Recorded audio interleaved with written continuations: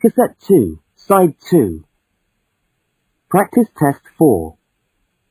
You will hear a number of different recordings, and you will have to answer questions on what you hear. There will be time for you to read the instructions and questions, and you will have a chance to check your work. All the recordings will be played once only. The test is in 4 sections. Write all your answers in the listening question booklet. At the end of the test, you will be given 10 minutes to transfer your answers to an answer sheet. Now turn to section 1 of your question booklet.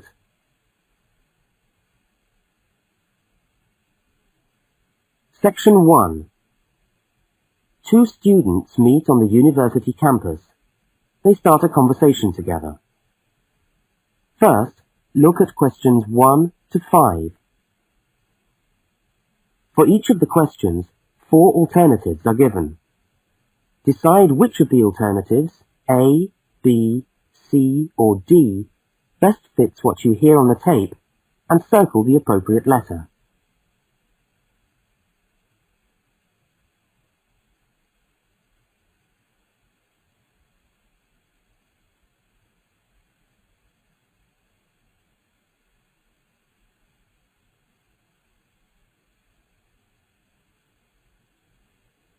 You will see that there is an example which has been done for you. On this occasion only, the conversation relating to the example will be played first.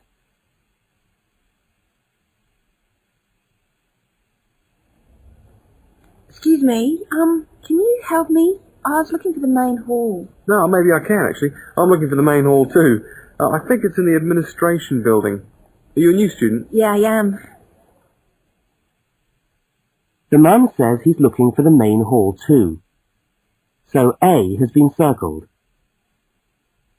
Now we shall begin. You should answer the questions as you listen, because you will not hear the recording a second time. Now listen carefully to the first conversation and answer questions 1 to 5.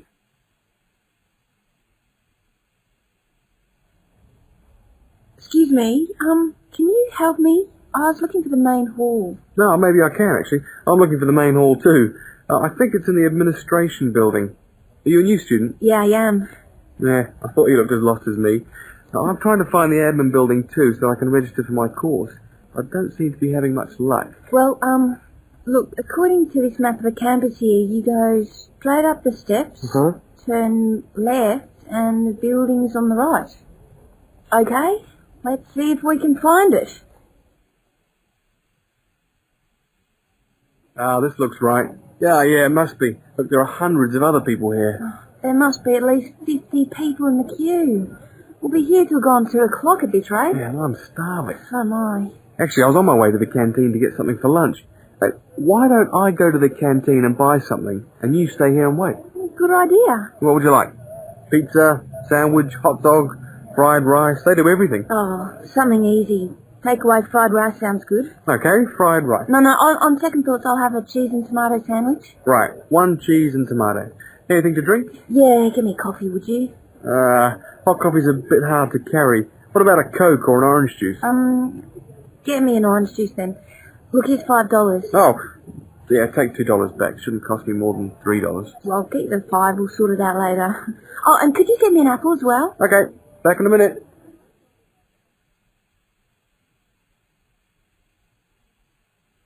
The woman speaks to the clerk about registering at university. Look at questions 6 to 10.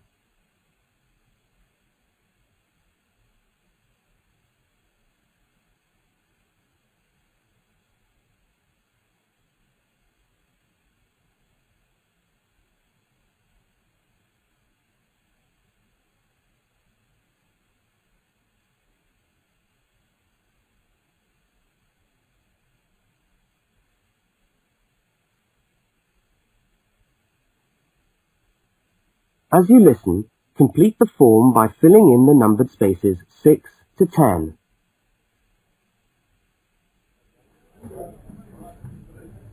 Oh, hello. I'm here to register for the first year law course. Oh, I'll just have to fill out this form for our records. What's your name? Julia Perkins. Can you spell that for me? Yeah, that's JULIAPERKINS. Address? Flat 5, 15 Waratah Road. That's WARATAH, Brisbane. Brisbane. Oh, and your telephone number? Oh, we haven't got the phone on yet. We've only just moved in. Okay, well, can you let us have the number once the phone's connected? And I'll make a note here to be advised. And the course? Beg your pardon? What course are you doing? Oh, first year law. Right. Well, you'll have to go across to the law faculty and get this card stamped, and then you come back here with it and pay your union fee. Oh, thanks very much.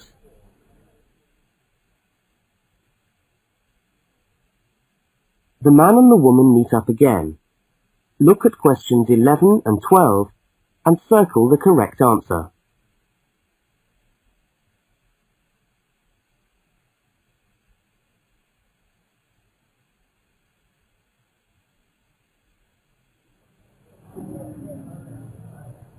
Oh, there you are. Oh, I thought you were never going to come back.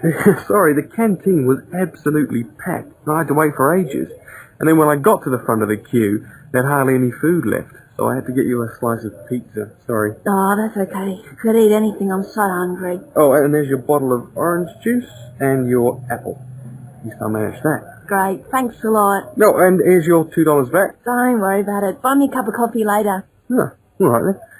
So how'd you go? Oh, well, in order to register, we've got to go to the law faculty and get this card stamp, and then go back to the admin building and pay the union fees.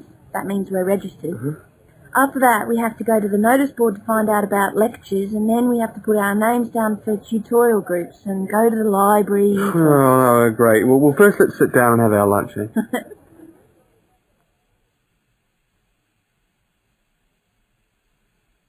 That is the end of section 1. You now have half a minute to check your answers.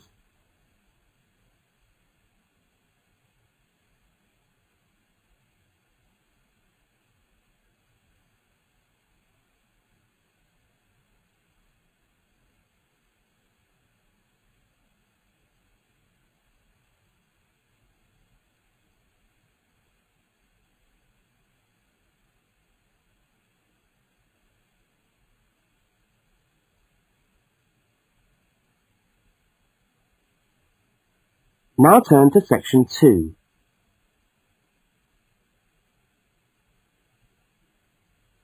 Section 2. You are going to hear a talk about banks in the UK. First, you have some time to look at questions 13 to 17.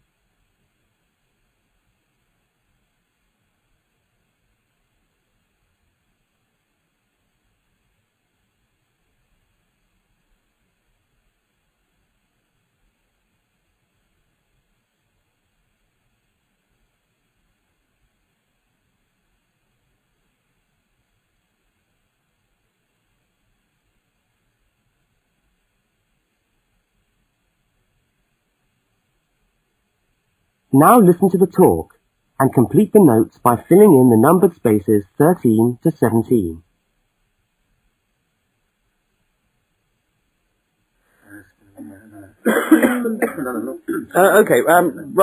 Thanks for turning up today. Thanks for turning up today to this short talk I'm going to give on student banking.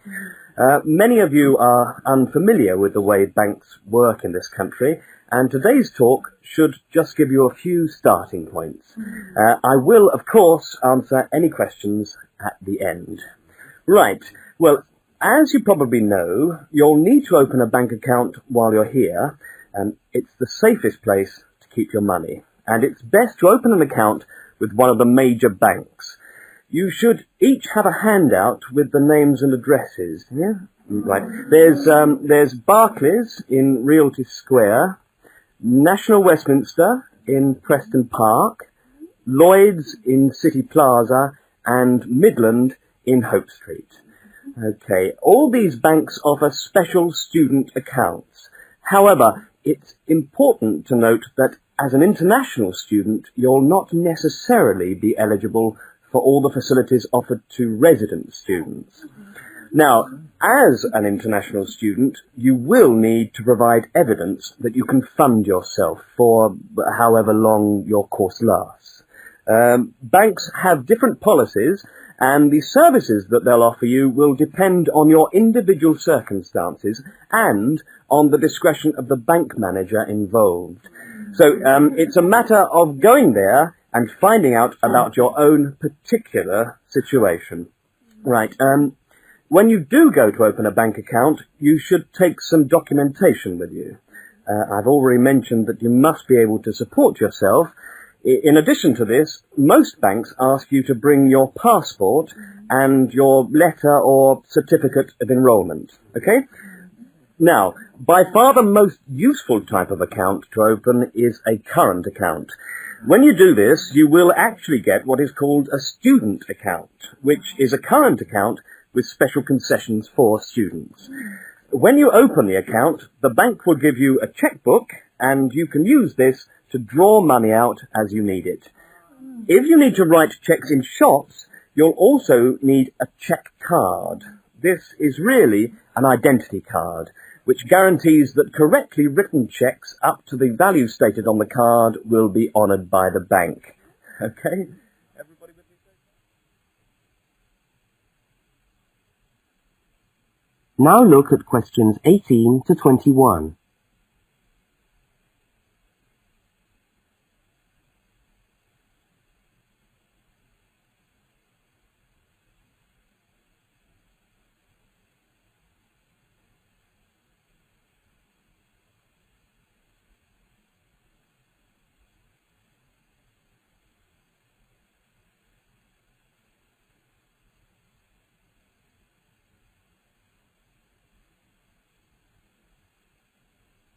As you listen to the rest of the talk, complete the rest of the notes in the spaces numbered 18 to 21.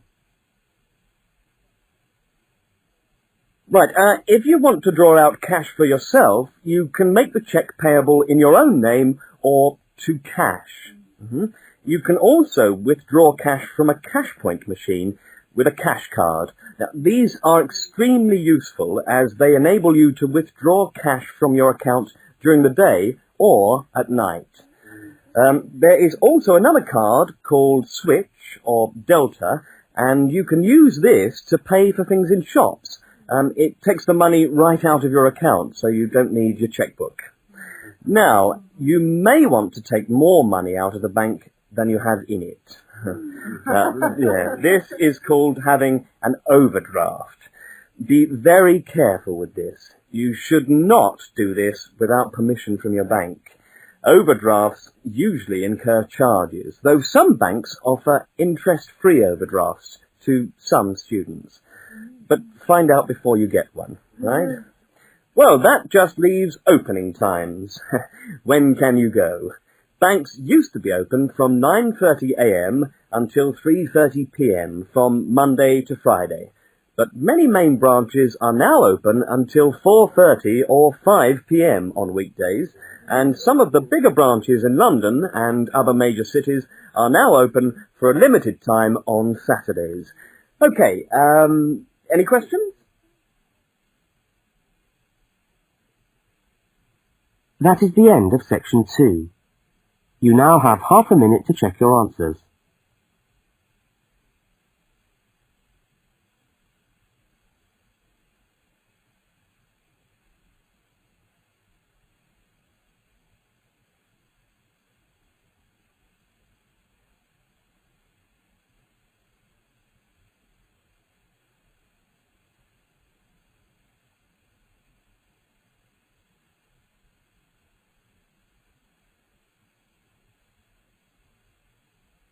Now turn to section 3.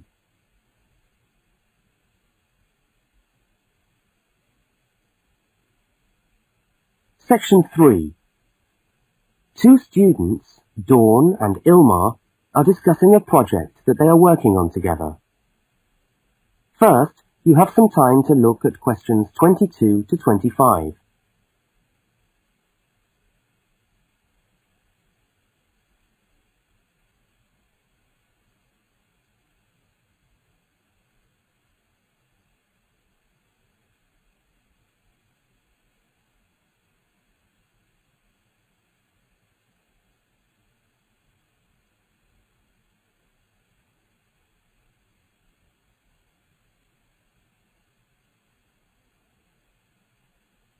Now listen to the first part of the conversation and complete the fact sheet by filling in the numbered spaces 22 to 25.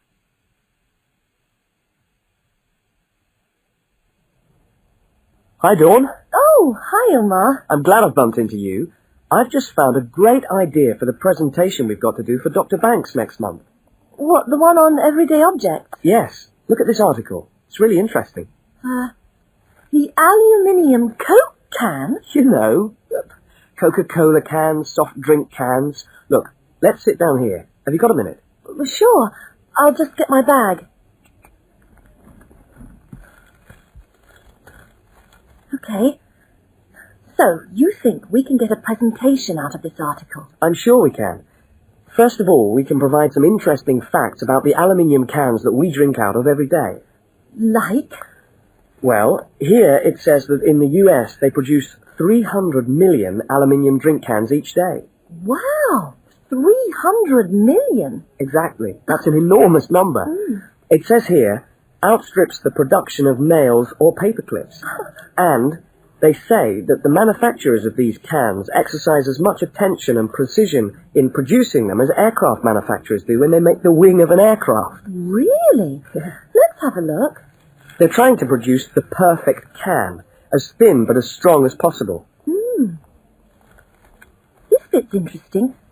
Today's can weighs about 0.48 ounces. Thinner than 2 pieces of paper, from this magazine, say. Yeah, and yet it can take a lot of weight. More than 90 pounds of pressure per square inch. 3 times the pressure of a car tyre. Okay, I agree. It's a good topic.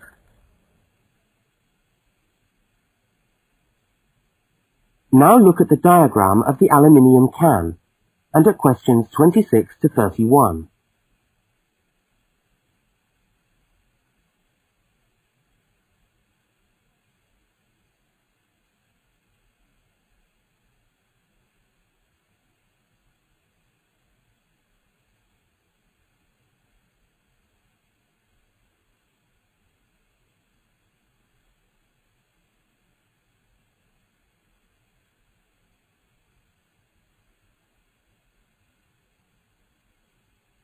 As the conversation continues, label the can by completing the notes in the numbered spaces 26 to 31. What I thought was that we could do a large picture of a Coke can and label it, and then talk about the different parts. Look, I've done a rough picture here. Okay, so where shall we start?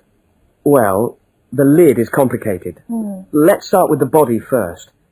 I'll do a line from the center of the can, like this, and label it body. What does it say? It's made of aluminium, of course, and it's thicker at the bottom. Right, so that it can take all that pressure. And then I think you should draw another line from the body for the label. Right, label. The aluminium is ironed out until it's so thin that it produces, what does it say? A reflective surface suitable for decoration. That's right. Apparently it helps advertisers too. Yes, because it's so attractively decorated. Good. And then there's the base. Yes, it says the bottom of the can is shaped like a dome so that it can resist the internal pressure. That's interesting. I didn't know that. Nor did I. Okay, so going up to the lid, there are several things we can label here. There's the rim around the edge, which seals the can. Got that. And there's a funny word for the seal, isn't there? Yes, it's a flange. What does it say about it? Well, the can's filled with Coke or whatever, and after that the top of the can is trimmed and then bent over to secure the lid. That's right. It looks like a seam. We could even do a blow-up of it, like this. F-L-A-N-G-E.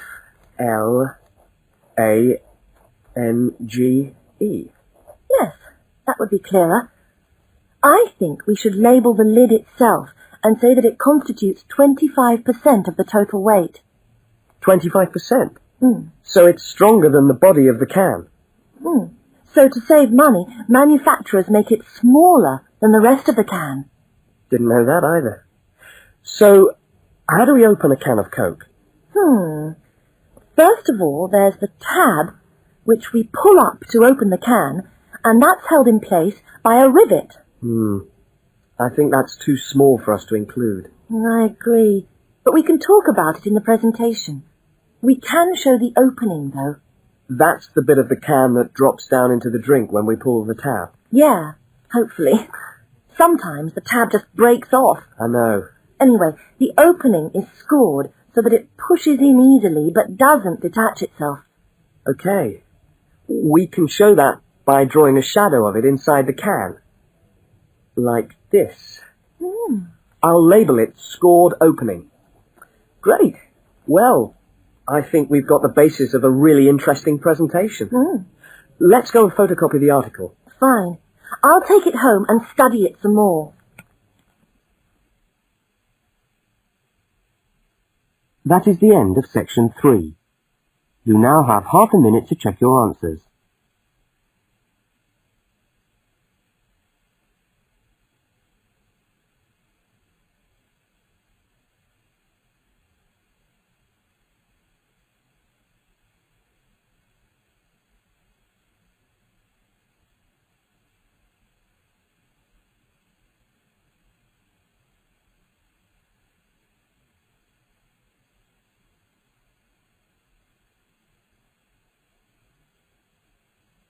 Now turn to section 4.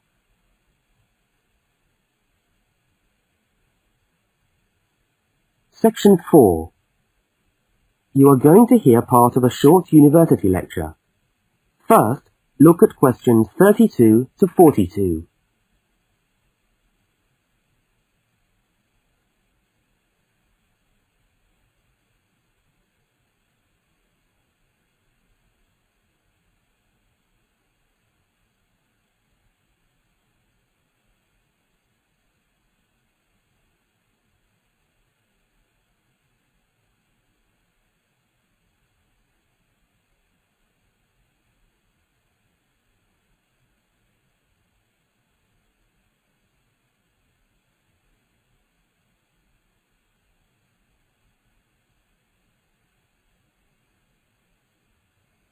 Now listen and complete the lecture notes in the spaces numbered 32 to 42.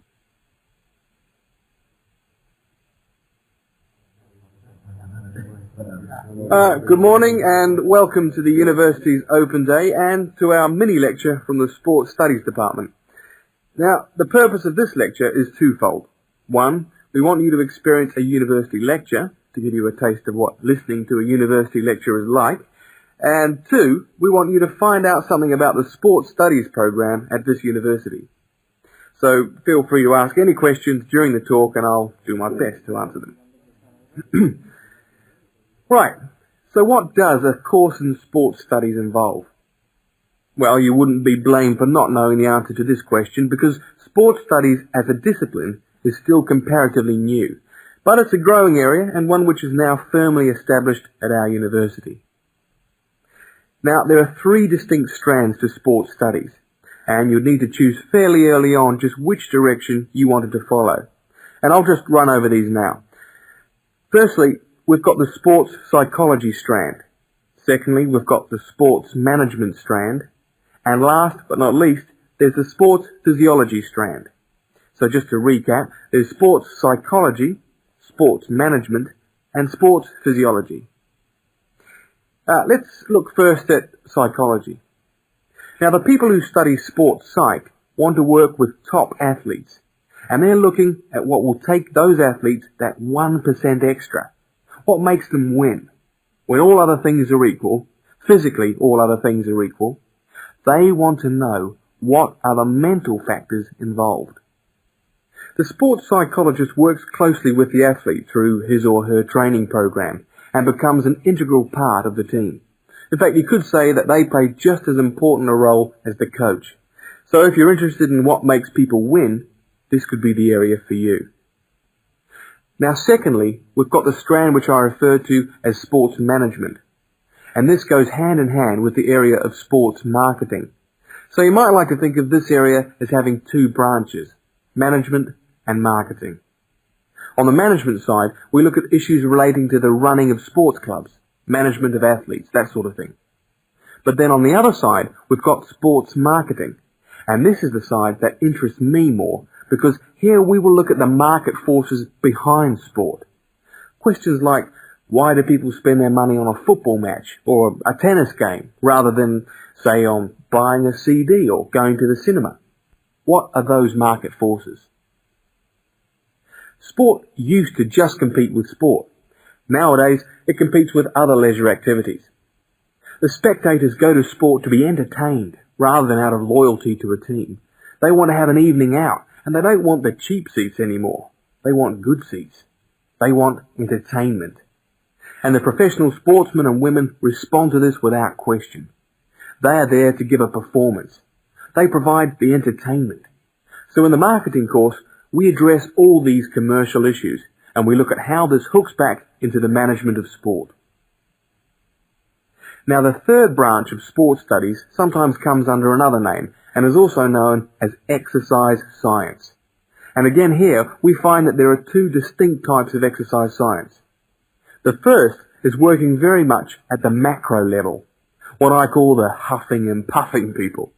So this looks at fitness testing, body measurements, all that sort of thing. But the more interesting side of sports physiology, at least in my view, is the side that looks at the micro level, looking at cellular change. They're doing cellular research, looking at changes in body cells when the body is under stress. So that just about brings us to the end of our mini lecture for today. I hope you found it interesting, and I look forward to seeing you all on our course next year. But feel free to come and talk to me if you want any more information. I'll be over at that notice board near the main entrance. Thank you very much.